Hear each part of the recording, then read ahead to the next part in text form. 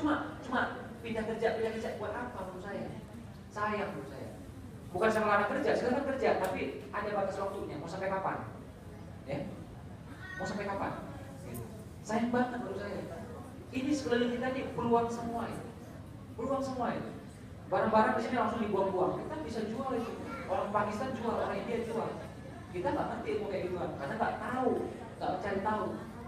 Nah jadi saran saya seperti itu. Nah, usaha itu nggak perlu juga pakai modal. Kalau punya uang pun saran saya uangnya simpan aja, nggak usah dipakai untuk usaha. Kan harus pakai modal. Ya. Jadi barang itu ya, barang itu dibeli kan tidak harus dibayar. Paham maksud saya? Kita ambil barang dari supplier, harus dibayar nggak? Enggak.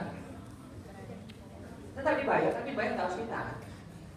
Ya, cari customer yang mau membeli, itu aja. Benar nggak? Develop, jangan kita ya, developer aja yang super kaya ya, kayak Sunarma, Sumarekon, itu jarang beli tanah. Ada tanah nih, oke? Paling mana dikasih TC sama dia? Berapa tanahnya harganya? Sekian, kasih TC sama dia. Nanti pelunasannya 6 bulan lagi ya. Apa yang dilakukan? Dia cari customernya. Ya, dibikin gambar yang bagus, ada apartemen gitu dia. Ya, mau beli nggak? Beli satu, beli semuanya. Baru bisa taruh sini sama dia. Sisanya untung. Jadi maksudnya apa? Kita nggak harus beli. Kita nggak harus bayar. Beli nggak harus bayar. Itu logika. Jadi yang punya modal pun, saran saya jangan dipakai uangnya. Hemat aja. Kalau pakai uang itu bukan usaha menurut saya.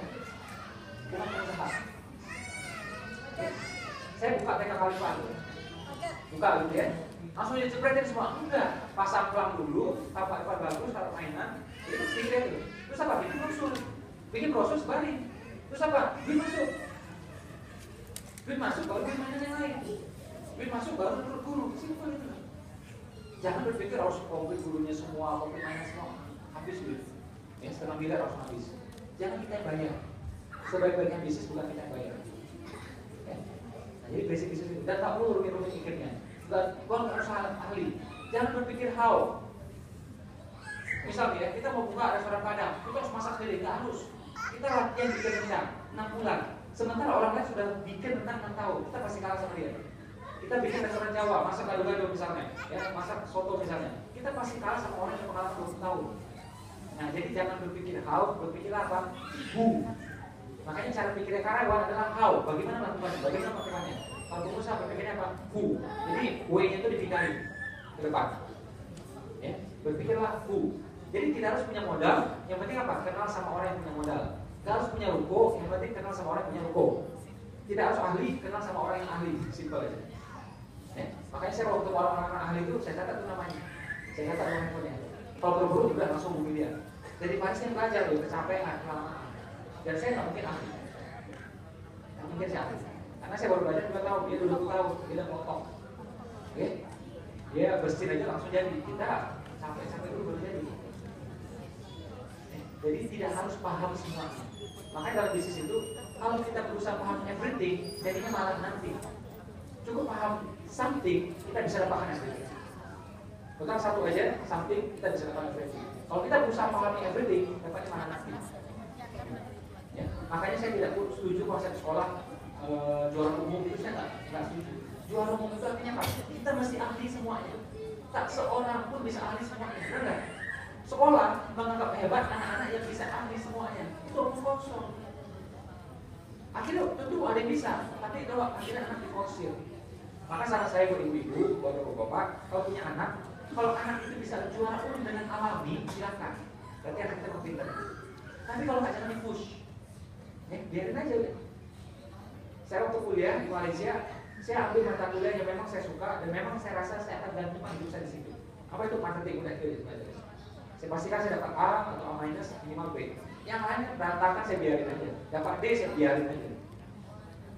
Apa sih pikirin? Accounting dapat D udah biarin aja. Saya tanya sama kampusnya, kalau dia lulus nggak? Lulus katanya. Wah asik nih. Indonesia nggak lulus loh saya bilang. Kalau sini bisa lulus. Gitu.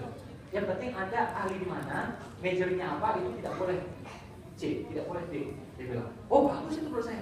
Suka saya itu. Ya? Nah kalau kita bisa semua malah habis waktu kita dan kita nggak bakal ahli. Benar? Ini logika pendidikan yang kadang-kadang salah ya. Jadi kita misalnya ya di Indonesia misalnya ya, sosiologi misalnya dapat D. Akhirnya apa? Ulang lagi. Coba ingat, udahlah nggak suka, ulang lagi coba. Oh, entar kita. Dan jelas-jelas kita nggak bakal gantungan hidup di situ. Ngapain aku belajar terus itu? Harusnya apa? Marketing dapat A, suka nih, dan bahkan gantungan hidup di situ. Udah, besok ambil lagi marketing. Terus dapat marketing lagi. Jadi makin ahli. Dalam dunia nyata itu terjadi. Kita buka bengkel, sukses. Apa yang kita lakukan? Ulangi. Sukses ulangi. Artinya dapat A. Sesuatu yang dapat A, ulangi. Yang dapat D, jangan ulangi. Bengkel A terus, ulang terus. Makin ahli, makin jago, makin betul. Tahu kita buka kuliner, nggak ngerti ilmunya, akhirnya dapat D, rugi. Jangan diulang. Jangan diulang, biarin aja salahkan orang lain. Boleh masuk di situ, asalkan ada yang dapat nilai A bisa. Baru kita cuy. Ya, kita mana yang A, kita pegang aja dulu. Simpel banget. Makanya bisnis pendidikan saya pegang. Saya yang A nya, insya Allah saya tahu ilmu itu. TK, SD, playgroup, bimbel, ya. Saya ini semuanya.